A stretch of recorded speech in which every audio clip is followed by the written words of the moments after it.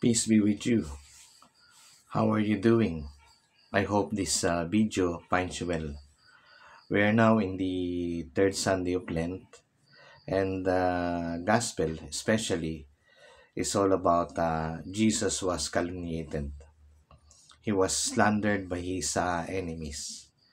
The one who cured the sickness of the people because of the devil was now called the devil himself, was now identified with agent of Beelzebul.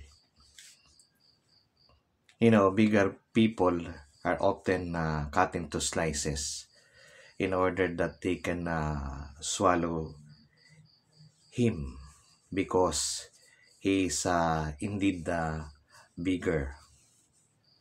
And Jesus was not exempted by slander. Jesus was not exempted in rejection. Jesus was not exempted in being a victim of calumny because Jesus simply is a bigger person. In fact, he is not only human, he is divine. We are also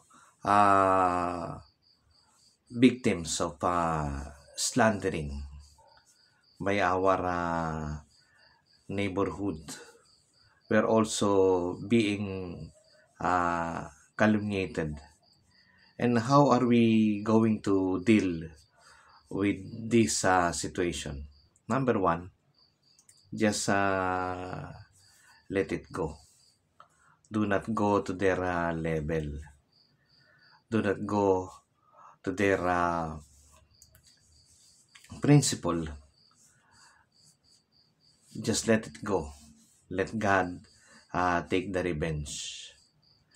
Let God fight the battles for you. Number two, run your race. So focus more on your mission, focus more on your purpose, focus more on your task rather than minding these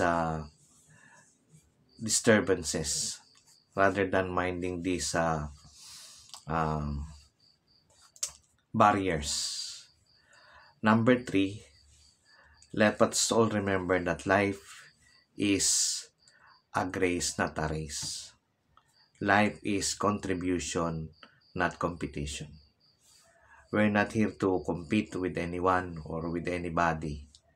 What's important is we fulfill the mandate that is given to us by our Lord.